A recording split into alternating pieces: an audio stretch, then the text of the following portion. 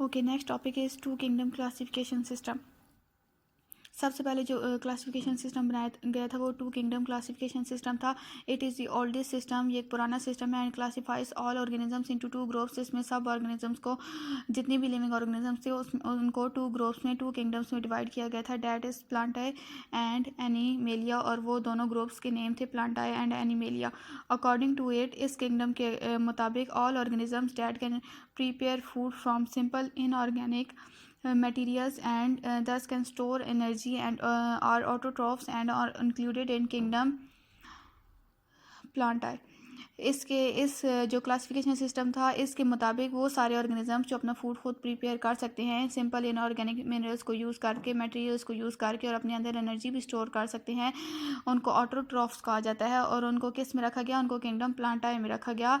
On the other hand, दूसरी तरफ, the organisms that can not synthesize their food and depend on autotrophs or other are heterotrophs and are included in kingdom animalia। दूसरी तरफ वो सारे organism जो अपना food खुद synthesise नहीं कर सकते, यानी खुद प्रिपेयर नहीं कर सकते, खुद नहीं बना सकते थे, और अपने फूड के लिए वो दूसरे ऑटोट्रॉफ्स पर डिपेंड करते थे, तो उनको हेटेरोट्रॉफ्स कहा गया और उन सब ऑर्गेनिजम्स को किंगडम एनिमेलिया में रखा गया। According to this system, bacteria, fungi and algae were included in kingdom plantae। अब इस सिस्टम के अकॉर्डिंग जो बैक्टीरिया, फंगी और एल्गी थे उनको किस में रखा गया? किंगडम प्लांटाई में रखा गया। ओके, ड्रॉबैक्स क्या थे यानी फॉल्ट्स क्या थे इस सिस्टम में?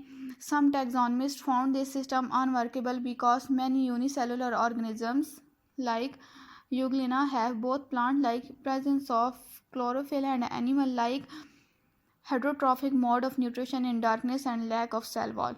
इसमें क्या था कि कुछ टैक्सोनमिस्ट ऐसे थे जिसने कहा कि ये सिस्टम अनवर्केबल है, यानी ये अच्छी तरीके से काम नहीं कर सकेगा। रीज़न क्या थी इसकी कि बहुत सारे यूनिसेलुलर ऑर्गेनिज्म, जिनमें एक एग्जांपल यूग्लिना की दी गई है, ये क्या थे? ये प्लांट लाइक भी थे और एनिमल लाइक भी थे। तो फिर इसमें कन्फ्यूजन क्रिएट हो गई कि अब ये प्लांट लाइक भी हैं, एनिमल लाइक भी हैं, तो इनको दोनों में से किस ग्रुप में रखा जाए? प्लांट लाइक इस तरह से थे कि इनके अंदर प्रेजेंस ऑफ क्लोरोफिल, इनके अंदर क्लोरोफिल तो था, लेकिन ये क्या करते थे कि एनिमल लाइक इस तरह से थे कि ये डार्कनेस में, यानी डार्कनेस में इनका मोड ऑफ न्यूट्रिशन हेट्रोट्रॉफिक हो जाता था। ये फूड जो है वो दूसरे ऑर्गेनिज्म से लेते थे, दूसरे ऑटोट्रॉफिक ऑर्गेनिज्म से लेते थे, अपना फूड खुद प्रिपेयर नहीं करते थे।